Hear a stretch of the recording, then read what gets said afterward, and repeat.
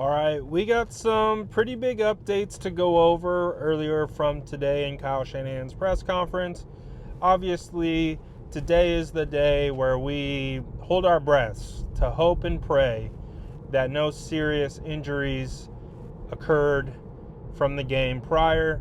And thankfully, from everything that I've been able to obtain, no serious injuries have occurred to the San Francisco 49ers, and that includes D. Winters, who is considered day to day. Thank goodness. I was really worried about that and his potential availability, but it does sound like he should be all right. So we will be monitoring his practice availability throughout the week to determine if he will play this upcoming week against the Giants. Sam Okiwanu also seems to have avoided a serious injury. Obviously, anytime the cart comes out, it, doesn't make you feel all that warm and fuzzy on the inside. So when Sam Okiwanu got carted away yesterday, we were thinking the worst. Of course, why not? We're San Francisco 49er fans. But fortunately, he is day-to-day with a ankle. Phenomenal. I don't know what the 49ers would do if they lost another defensive end. They would have to be suiting me up there pretty soon at D end. Spoiler alert, I'm not a rusher. So you'd be out of anyways, moving forward. Alfred Collins, who we also saw enter the tent, the blue tent that is, the 49ers home away from home. Yesterday versus the Texans, he seems to be okay. He's dealing with the shoulder. He did return to the game. He is considered day-to-day. Also, Jordan Elliott, who was ruled out in that game against the Texans with an ankle, is also day-to-day. So look at that. The San Francisco 49ers were able to avoid what appears to be any serious long-term injuries in that game against the Texans. That might be the biggest win for the 49ers this week. So that is good news. Now, obviously, a lot of people want to know, after watching that game, I've seen a lot of the conversation spark up of, okay, I think we've seen enough of the Mac Jones, experience. And I think a lot of 49er fans are ready for Brock Purdy to return. Now, we talked about this last week. I didn't think Brock was going to play against the Texans. It'll be very interesting to see if the San Francisco 49ers feel Brock Purdy is healthy enough to play on that cursed MetLife turf. That to me is the biggest one. Kyle Shanahan, talking about that earlier today, did say that it wasn't a long shot that he could play, because he did deem Brock Purdy a long shot just last week to play. So that does tell you that Brock does have a better chance. Although non-committal, he did kind of mention that Brock should be able to get more reps this week. So I don't know. They're not ruling him out, but they're also not saying he's ready to return yet. So it'll be interesting to see if Brock Purdy is able to turn in a full participation. I would say that would honestly be our true first indication of Brock being able to play, is that he's a full participant. So if he's participating in full, then I would feel much more confident about his potential return to the field. But we will have to wait and see, starting on Wednesday, what his participation is, because it is also very important, because I guess it's not very important, but another added layer to this is Mac Jones did pop up on the injury report with a knee contusion. He is day-to-day, so nothing serious, and we know he's been banged up dealing with the knee all season. So we'll see. We'll see what that means, if that forces the 49ers' hand a little bit more to get Brock back, because Mac Jones can't go. Again, Wednesday is going to be a very interesting practice. I would assume Mac will be limited, but will Brock be limited is the real question.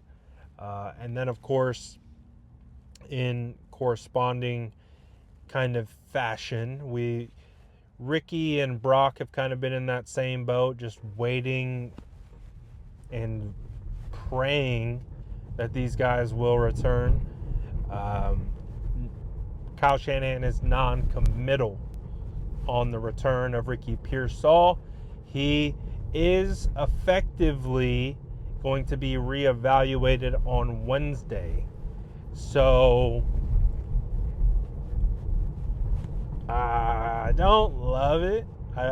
The language that I would love is, yes, Ricky's practicing this week, but because they've been reevaluating both Ricky and Brock on Wednesday, I think for the last 2 weeks in a row now. So, credit to the San Francisco 49ers. They have galaxy brain their way of avoiding timetables for return. I mean, they've done it with Brandon Aiyuk, who will have an update on BA as well. But good for them.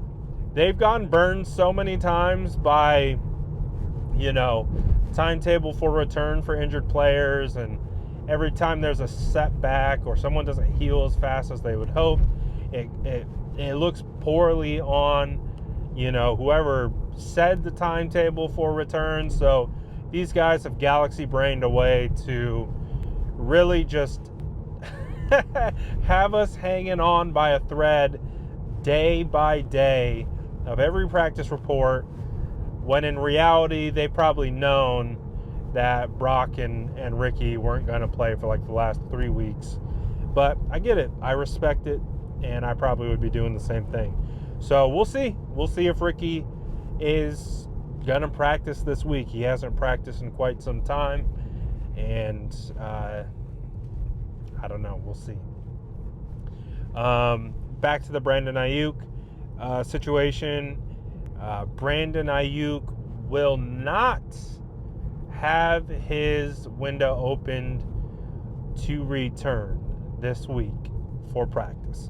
So again, this is kind of like that situation we were just talking about. It's like you went so long without giving a timeline for Brandon Aiyuk at all. And again, and it's not like the timeline that they gave. He said they could.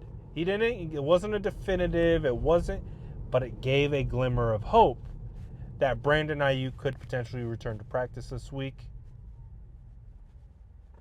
And he didn't. So now, you 49er fans, see, this is why credit to Kyle Shanahan, John Lynch, and all the gang for crafting a way to not put timetables to anything, because all it does is disappoint people when they're not met.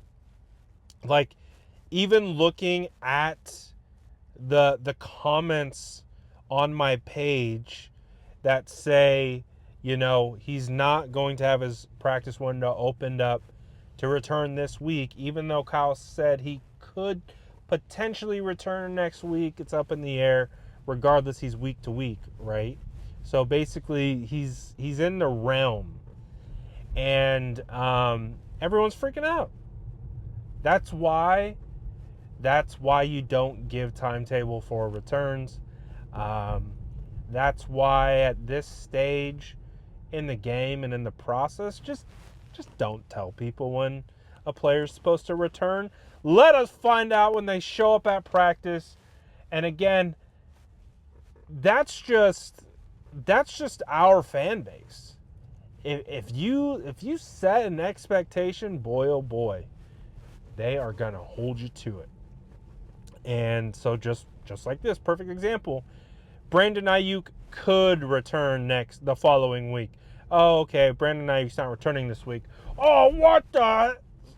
You see, can't even handle precautionary timetables for return.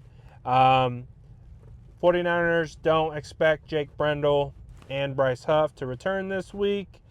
So, no surprise there. I do think some big news that is probably going to go under the radar. Ben Barch is designated to return to practice this week. When I say the 49ers miss Ben Barch, they miss Ben Barch. They do. They do. They miss Ben Barch. They miss Ben Barch. So Ben Barch was playing really well prior to him again having the pile fall on him for the second year in a row. I know everyone wants to talk about his availability and his injury. I get it. But both times he's been knocked out is because the pile has fallen on him. That for me is hard to be like, oh, injury prone when his availability bears that out. But the reality is it's like that's just bad luck. Like straight up. It's just bad luck. You can take it for what it's worth and you can interpret it however you want.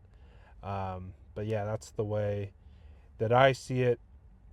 So those are your injury updates right now, and we'll see what is going to happen with the San Francisco 49ers this week. I know 49er fans are fatigued when it comes to injuries. I'm fatigued. I'm tired of talking about injuries. I'm sure you're tired of listening to me talk about injuries. I'm sure you have PTSD whenever you see one of my update templates pop up, breaking news templates pop up. But it is what it is, and I'll keep bringing it to you as long as they keep bringing it. So let me know what you guys think about this in the comments below, and as always, make sure to like and subscribe for more updates.